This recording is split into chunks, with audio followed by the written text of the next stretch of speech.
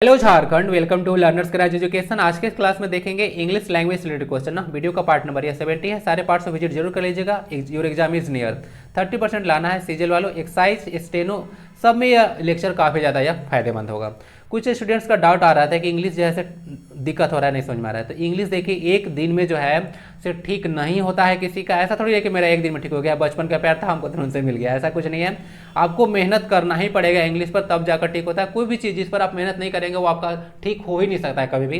English ठीक करने का बेसिक रूल सबसे पहले आपका रीडिंग होना चाहिए, ये फॉलो कीजिएगा रीडिंग।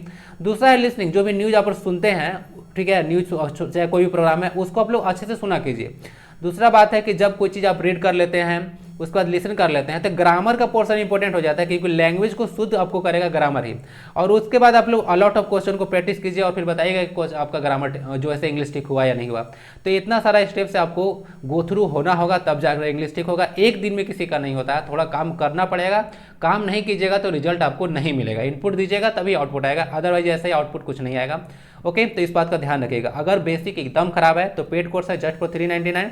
इसमें भी आपको कुछ दिक्कत है तो ज्वाइन बताइएगा, कुछ आपको ज्वाइन करा दिया जाएगा।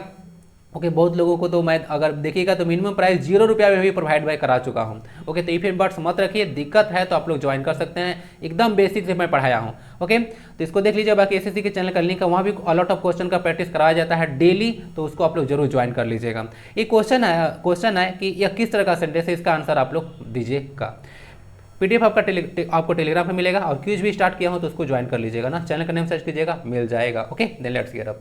कुछ डाउट आता है तो बात करना आवश्यक हो जाता है। पहला क्वेश्चन देखिए, what she said agrees dash what I have already heard. यहाँ पे प्रीपोजिशन भरना है। अलग अलग एग्जाम से देखिए क्वेश्चन को डायरेक्ट से उठाया गया है, इसको देख सकते हैं, काट के मैं यहाँ पे लगा दिया हूँ। तो प्रीपोजिशन भरना है फ्रॉम, विथ, ऑफ या एट। इंग्लिश में इफ एंड बट्स आप लोग मत रखेगा ना। अलग अलग एग्जाम से उठाता हूँ, इसका मतलब नहीं है कि ऑप्शन नहीं पूछा जाएगा। इंग्लिश का कॉन्सेप्ट लगभग सेम होता है, सबका सेम होता है कॉन्सेप्ट। क्वेश्चन बनाने का तरीका अलग अलग हो जाता है। तो आपको कॉन्सेप्ट पढ़ना है, न कि जो है क्वेश्चन पर ध्यान देना है। ओके, तो कॉन्सेप्ट क्या कर रहा है ये समझिएगा। ओके ना, तो ये सब बहुत सारे लोगों का डाउट आता है कि किसका एग्जाम का क्वेश्चन उठा के ले आया। तो what she said agrees dash. अब देखिए यहाँ पे बात करता हूँ, एग्री के साथ दो प्रीपोजिशन यूज करते हैं। एग्री के साथ एक टू लगता है, एग्री के साथ एक विथ लगता है। तो कभी भी कोई पर्सन होगा ना तो एग्री विथ पर्सन होता है, एग्री टू अ प्रपोजल होता है, तो एग्री विथ टू समथिंग होता है, इसको ध्यान रखिएगा। तो यहाँ पे पर्सन था, what she said agrees what I have already here, जो मैं सुना वही जैसे वह बोली थी, ठीक है ना। तो यहाँ से विथ जाएगा, तो एग्री विथ अ पर्सन होता है, जबकि एग्री टू अ प्रपोजल होता है। इसको याद रखिएगा, क्वेश्चन अच्छा इस पे बना है। फिल इन द ब्लैंक करना है। ही dash swim when he was young. Okay, might, could, would या फिर नन ऑफ दिस। देखिए यहाँ पे पास्ट के एबिलिटी के बारे में यहाँ पे बात किया जा रहा है, तो पास्ट के एबिलिटी को शो करने के हम लोग कुड भी यूज करते हैं। ओके, इसको ध्यान रखिएगा। He could swim when he was young, जब वह यंग था तो वह तैर सकता था। तो पास्ट के एबिलिटी है। कुड के बाद जितने भी 13 मॉडल्स है उसके बाद V1 यूज किया जाता है। इस पे एरर भर भर के आता है, ध्यान रखिएगा। कभी भी अगर पैसिव वॉइस में देगा तब तो आपको बी के बाद भीतरी देगा, लेकिन नॉर्मल सेंस में सेंटेंस अगर एक्टिव वॉइस में रहेगा, ओके ना, तब जो है सेंटेंस कुड के बाद V1 यूज होता है नॉर्मली। ओके, बाकी आप लोग प्रेजेंट के जो है से कुड का यूज है ना पोलाइट रिक्वेस्ट के लिए भी यूज कर सकते हैं। जैसे कैन तो आप लोग करते हैं जो आपका कैपेसिटी के बारे में बात करते हैं, लेकिन कुड भी जो है से पोलाइट रिक्वेस्ट के लिए आप लोग यूज कर सकते हैं मॉडल ना। जैसे could you upload another video tonight, इस तरह से आप लोग बोल सकते हैं। तो ये पोलाइट रिक्वेस्ट होगा, तो उसके लिए भी कुड यूज कर सकते हैं। एंड सिनोनिम बताना है अबैंडन का। अबैंडन का मतलब होता है ना कोई चीज़ त्याग देना। क्या है? कोई चीज़ त्याग देना, जिसका मतलब होता है ना फोरसेक। रेलिंक्विश भी होता है, लीव कर देना कोई चीज़। रिसीव का स्पेलिंग देख लीजिए सबका। रिसीव में सी के बाद ई आई होता है ना, ऐसे क्वेश्चन आपसे बनते हैं। आई ई करके दे देगा तो वहाँ पे कंफ्यूज हो जाइएगा। तो रिसीव का स्पेलिंग देख लीजिएगा। गिर तो समझते होंगे, ग्रीव मतलब दुख होता है। आंसर इसका ए हो जाएगा सिनोनिम। अबैंडन मतलब छोड़ देना, त्याग देना। फोरसेक होता है, अबैंडन होता है, लीव होता है, रेलिंक्विश होता है, ये सब कुछ इसके सिनोनिम्स हैं। वन वर्ड सब्जेक्शन बताना है। Someone appointed by two parties to settle a dispute, यानी कोई विवाद हो गया है तो उसको डिस्प्यूट करने के लिए एक मीडिएटर को वहाँ पे किया जाता है। निगोशिएटर होता है मोल भाव करने वाला। आर्बिट्रेटर मतलब होता है मध्यस्थ ना, ये भी मध्यस्थ होता है एक तरह का, नहीं भी डिस्प्यूट को ही जो है सोल्व करता है, बट सही वर्ड इसके लिए ना मीडिएटर ही जाएगा। और मिडिल मतलब तो मैन मतलब तो पता होगा, इसका बिचौलिया होगा। अच्छा, इसका प्लूरल क्या होगा? मिडिल मैन का प्लूरल क्या होगा? मिडिल्स मैन करें या फिर मिडिल मेन करें? इसका मिडिल मेन होगा ना प्लूरल, इसको देख लीजिएगा। आंसर इसका सी है। इनडायरेक्ट स्पीच में इसको कन्वर्ट करना है। She said my father will help me, क्या है? विल है, तो विल कहाँ होता है? विल का जब इंडायरेक्ट स्पीच में कन्वर्ट होता है तो वुड हो जाता है ना। कभी भी देख लीजिएगा रिपोर्टिंग जो वर्ब होता है वह अगर प्रेजेंट और फ्यूचर में होता है तो कुछ कहानी होता ही नहीं है, जो रिपोर्टेड स्पीच है उसको चेंज ही नहीं होता है टेंस उसका।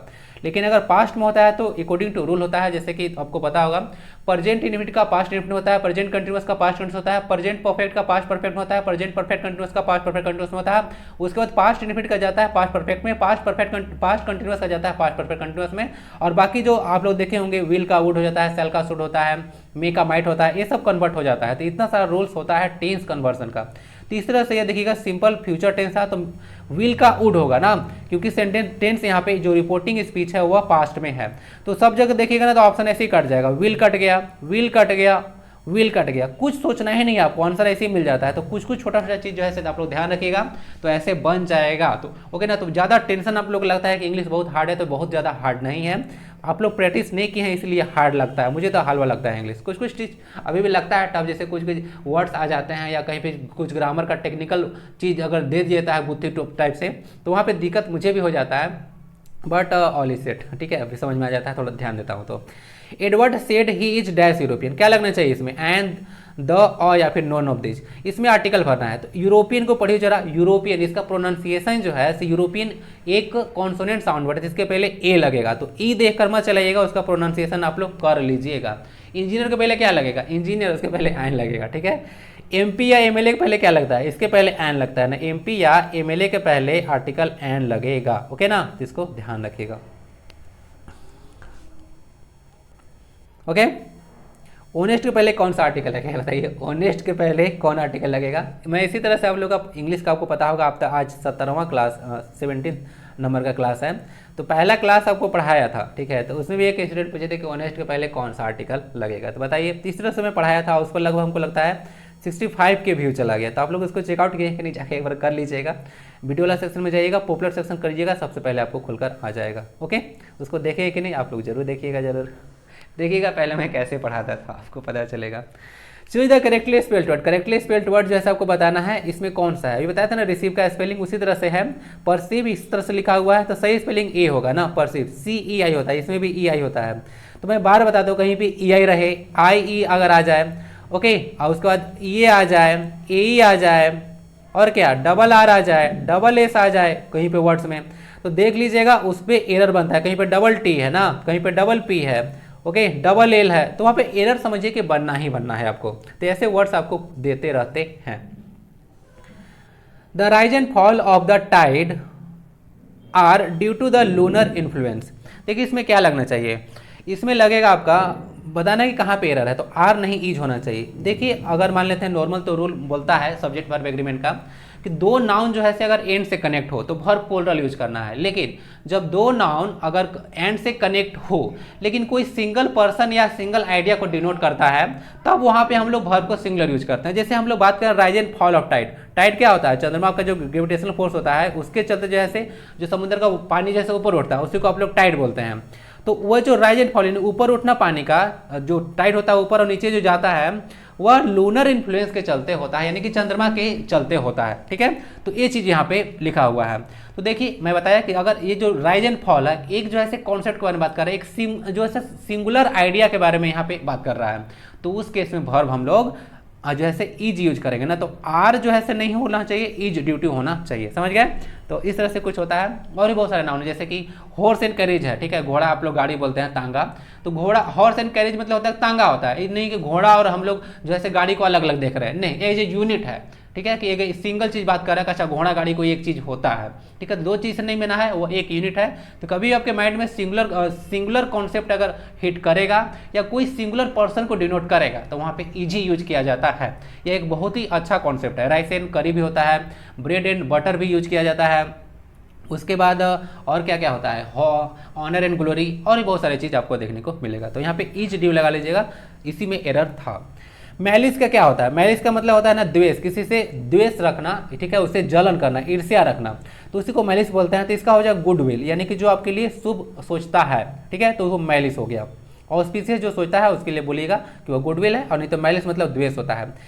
ये जो ऑनर तो समझते होंगे मान सम्मान आप लोग दे रहे हैं, स्पेलिंग देख लीजिएगा। एक्सटेसी जो है वर्ड इंपॉर्टेंट है, इसको करेक्टली स्पेल्ड वर्ड में डाला जाता है, बहुत बार आ चुका है। वहाँ पे कैसे कर देते हैं ना, ECASTACY करके देंगे। एक्सटेसी मतलब ये होता है ना बहुत ज़्यादा प्रसन्न होना, और हैप्पीनेस मतलब प्रसन्नता होता है। हैप्पीनेस एक तरह का एब्स्ट्रैक्ट नाउन है। पार्ट ऑफ स्पीच भी आप लोग देख लीजिएगा, जैसे एग्जाम में पार्ट ऑफ स्पीच भी आपसे पूछ देते हैं कि क्या कौन सा इस तरह का जो है इसका पार्ट ऑफ स्पीच क्या है। तो हैप्पीनेस एक एब्स्ट्रैक्ट नाउन है जो कि हैप्पी एडजेक्टिव से बना है। एक्सटेसी देख लीजिएगा, यह गलत वर्ड है, एक्सटेसी ये होता है, इसका मतलब हैप्पी ही होता है, बहुत ज़्यादा प्रसन्न के सेंस में यूज किया है। गुडविल इसका सही आंसर हो जाएगा। मैलिस मतलब द्वेष होता है, गुडविल मतलब जो आपका अच्छा सोचता है। An average cow dash 1400 pounds, यहाँ पे ना गलत है, इसको ना पाउंड्स होना चाहिए, क्योंकि वजन एक पाउंड जो होता है यूनिट होता है वेट का भी, तो पाउंड होगा। बाकी देखते हैं यहाँ पे गलत यहाँ पे दिया था, पाउंड नहीं पाउंड्स होना चाहिए।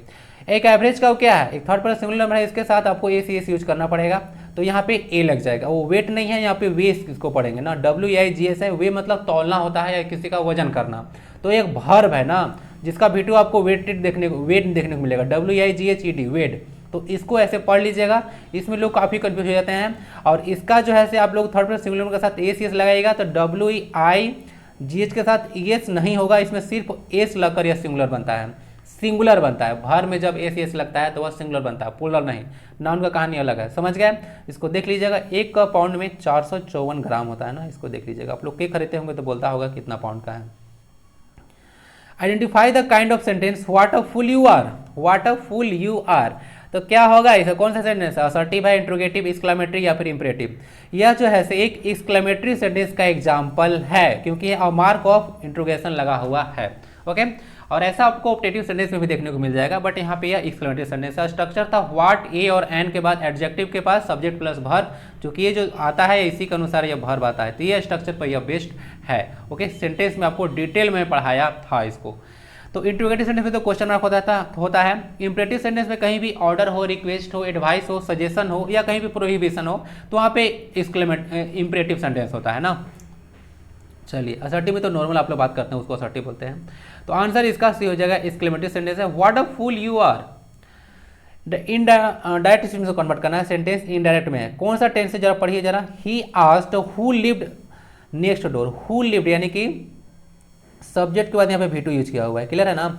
तो हु लिव्ड जो है नेक्स्ट डोर, तो सब्जेक्ट प्लस V2 किस में आता है, पास्ट इंडिफिनिट में। तो कहाँ पे आना चाहिए, आएगा प्रेजेंट इंडिफिनिट में, इसका एक्टिव डायरेक्ट स्पीच में आएगा, ठीक है ना, क्योंकि कन्वर्ट करना है डायरेक्ट में। तो प्रेजेंट इंडिफिनिट का पास्ट इंडिफिनिट में जाता है, तो सब्जेक्ट प्लस V2 आपको एस या एस यूज करना पड़ेगा प्रेजेंट इंडिफिनिट में ना। तो ही आस्क्ड लगेगा, हु लिव्स नेक्स्ट डोर होगा, लिव्स है यहाँ पे है, हु लिव्ड है, फिर लिव्स नेक्स्ट डोर है, आस्क यहाँ पे लिखा हुआ है, और उसके बाद लिव्ड है यहाँ पे। देखिए ए भी यहाँ पे हो जाता, ठीक ना, ए भी हो जाता, लेकिन यहाँ पे आस्क लगा दिया है, इसलिए गलत हो गया। तो ही आस्क्ड होगा सही answer, who lives next door. तो ही आस्क्ड का आस्क्ड हो जाएगा हु, यानी कि यह जैसे यस नो क्वेश्चन नहीं है, यह है आपका इनडायरेक्ट क्वेश्चन है, ठीक है, जिसको आप लोग यस नो में क्वेश्चन आंसर नहीं कर सकते हैं, ठीक है। तो हु लग गया, उसके बाद लिव्स का आपको V2 बना देना है, और उसके बाद नेक्स्ट डोर यूज कर देना है। तो इस तरह से ऑप्शन इसका ए सही आंसर हो जाएगा। कोई डाउट, इसको करेक्टली स्पेल्ड वर्ड बताना है। कमिटी है, बैलून है, उसका सक्सेसिव लिखा हुआ है, उसके बाद फुलफिल लिखा हुआ है। सही आंसर इसका हो जाएगा बैलून ना। बैलून में डबल एल के साथ डबल ओ होता है, बैलून में डबल एल के साथ डबल ओ होता है। बाकी सारे वर्ड्स यहाँ पे गलत है, मैं यहाँ पे मेंशन करता हूँ कि सही क्या होगा। कमिटी में COMMI के साथ डबल ई होगा। ओके, कमिटी में डबल एम डबल टी और डबल ई तीनों जगह डबल होता है। सक्सेसिव में यहाँ पे गलत था। ओके, ACUCCE भी होगा सक्सेसिव का, और फुलफिल में कहीं भी डबल एल आपको नहीं करना है। फुलफिल, इसको ध्यान रखिएगा। अंटिल में UNTIL सिंगल एल होता है, वो टिल और अंटिल में अलग होता है, अंटिल में सिंगल एल होता है। उसके बाद एक बताया था आपको विलफुल, WILFUL, विलफुल मतलब जिद्दी, तो ये सब में आपको डबल एल नहीं देखने को मिलेगा। तो इतना सारी चीज याद रखिएगा, यही इसका सही आंसर बैलून हो जाएगा। Main fear dash, AN the या फिर नो आर्टिकल, इसमें कोई आर्टिकल नहीं जाएगा ना। डेथ क्या है, डेथ जो है सही नेम ऑफ कॉन्सेप्ट, तो यह जो है से क्या होगा, यह जो है से एब्स्ट्रैक्ट नाउन है। तो एब्स्ट्रैक्ट नाउन के पहले आप लोग आर्टिकल नहीं लगाते हैं, ये सब अनकाउंटेबल नाउन होते हैं, और आप लोग काउंटेबल नाउन के पहले आर्टिकल का यूज करते हैं। तो कोई आर्टिकल यहाँ पे नहीं जाएगा। और डेथ ऐसे एक एब्स्ट्रैक्ट नाउन है, इसको याद रखिएगा। यह जैसे आपको बनाया गया है डाई से ना, डाई से डेथ बना है, तो इसको देख लीजिएगा। डाई क्या है, डाई मतलब बना, एक वर्ब है, तो वर्ब से बना हुआ है, तो डेथ एक एब्स्ट्रैक्ट नाउन है। तो पार्ट ऑफ स्पीच के लिए भी कनेक्ट करते रहिएगा, ये सभी क्वेश्चन आपसे पूछ देते हैं। I bought this watch dash 2000 rupees. अब देख लीजिएगा यहाँ पे जो है लगेगा 4 ना, यानी कि आपको कितना प्राइस किसी चीज़ के लिए पे किए है ना, इसके लिए अभी ऐसे प्रीपोजिशन 4 लगता है। कितना प्राइस में कोई चीज़ खरीदा, 4 का तो ऐसा बहुत सारा यूज है, आप लोग पढ़े होंगे, लेकिन 4 का एक यूज ये भी होता है कि कोई चीज़ आप लोग, कोई आर्टिकल हो, कितना में खरीदे हैं, यानी कितना उसके लिए पे किए हैं, how much money has been paid for a certain thing whatever you have bought, तो वहाँ पे भी प्रीपोजिशन 4 यूज कर सकते हैं आप। क्लियर? तो 4 यहाँ पे सही वर्ड जाएगा, क्योंकि यहाँ पे वॉच खरीदा गया था 2000 रुपया में, ठीक है 2000 रुपया। और यह क्वेश्चन जो था ना, ऐसा क्वेश्चन एसएससी सीएचएसएल में आ चुका है, एसएससी सीएचएसएल में आ चुका है। पता है उसको कैसे, 2000 नहीं था वहाँ पे 3000 था, अब बाकी सेम क्वेश्चन था। तो सोच रही कि इस तरह से क्वेश्चन आते रहता है, तो एसएससी सीएचएसएल में क्वेश्चन आ चुका था ऐसा। ओके, मैं सर्च किया था इसको तो देखा कि एसएससी सीएचएसएल में क्वेश्चन पूछा गया था, तो इसमें 4 आएगा। ओके, तो ध्यान रखिएगा। नेक्स्ट है एंटोनिम बताना है डिस्क्लोज का। डिसरप्ट, कॉन्सील, कंप्लीट या फिर डिस्गाइज। डिस्क्लोज मतलब होता है कोई चीज़ उजागर कर देना, ठीक है, कुछ उजागर कर देना। जैसे होता है ना कि let the cat out of the bag, इसका मतलब होता है रिवील अ सीक्रेट। एक इडियम है let the cat out of the bag, यानी कि रिवील अ सीक्रेट। तो डिस्क्लोज मतलब यही होता है कोई चीज़ को उजागर कर देना जो कि रहस्य या सीक्रेट बना हुआ है, तो उसका कॉन्सील हो जाएगा, हाइड करना इसका हो जाएगा, ठीक है। डिसर्ट मतलब होता है कोई एक ऑन गोइंग प्रोसीडिंग्स है, या फिर कोई चल रहा है या कोई भी मीटिंग चल रहा है या फिर प्रोसीडिंग चल रहा है, ऑन गोइंग है, तो उसको बीच में अगर कोई बाधा आ जाता है तो उसको डिस्टर्ब करना बोलते हैं। कंप्लीट से समझते होंगे। डिस्गाइज मतलब होता है छद्म वेश धारण करना, नकली रूप धारण करना, उसको डिस्गाइज बोलते हैं। और dash of a small stones is called Mosaic. अब मोजाइक मैं आपको पहले दिखाऊंगा, उसके बाद ही क्वेश्चन समझ में आएगा कि इसमें सही वर्ड क्या जाएगा। और इसको ना 1 वर्ड सब्स्टिट्यूशन में भी पूछा जाता है। कैसे पूछा जाता है वो भी बताऊंगा। देखिए इस तरह से मोजाइक होता है, पास पास जो है स्टोन को, सिमिलर टाइप के स्टोन को जैसे सजाया जाता है और एक तरह का पैटर्न बनाया जाता है, तो उसको मोजाइक बोला जाता है। ओके ना, तो पैटर्न देखिए मैं बोल दिया, तो पैटर्न का मतलब ही होता है कि सेम चीज़ों को एक साथ रखना, to place same things together is called pattern, तो उसको पैटर्न बोला जाता है। तो pattern of a small stones is called mosaic. इसको देख लीजिएगा तो बोलेगा कि pattern of a small stones is called, इसको क्या बोला जाता है, तो वन वर्ड सॉल्यूशन में, तो आंसर उसका मोजाइक होगा, ठीक है, उसको देख लीजिएगा।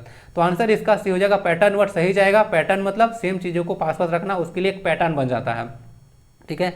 चलिए नेक्स्ट में आपको इडियम का मीनिंग बताना है, फिट एज अ फिडल। इसका मतलब होता है ना हेल्दी और स्ट्रॉन्ग, तो काफ़ी आप अगर हेल्दी और स्ट्रॉन्ग है तो उसको फिट एज अ फिडल बोला जाता है। फिडल का मतलब आप लोग देखिएगा तो वायलिन भी होता है, VIOLN। ओके, तो वायलिन का स्पेलिंग देख लीजिएगा, IO करके या OI करके कंफ्यूज कराएगा, और वायलेंट का भी स्पेलिंग यही होता है, VIOLENT। ओके, तो आई पहले आई, ठीक है मेरे भाई, आई पहले आई, इसको याद रख लीजिएगा। तो वायलेंट और वायलिन का स्पेलिंग देख लीजिएगा, LEN लिख रहा था, यहाँ पे LI होगा वायलिन में, देख लीजिएगा यही होता है। ये जो इडियम है इस तरह से इसको देखा जाता है कि वायलिन जो होता है एक तरह का ना स्ट्रोंग का साइन होता है। इस तरह से देखिएगा वायलिन इस तरह से बनता है, तो एक हेल्दी आदमी का जो है से साइन होता है। तो देख सकते हैं कि एज फिडल आदमी में इसको सेट कर दिया है, ठीक है, 6 पैक इसका यहाँ पे दिख रहा होगा। ओके, तो इस तरह से देख लीजिएगा। तो फिट एज अ फिडल का मतलब होता है someone is healthy and fit. Okay, FIT ना फिट होता है। That's it for this class, see in the next part. Video अच्छा लगता है तो एक लाइक, शेयर और सब्सक्राइब जरूर कर दीजिएगा। मिलते हैं फिर नेक्स्ट क्लास में। वंदे भारतम, जय हिंद।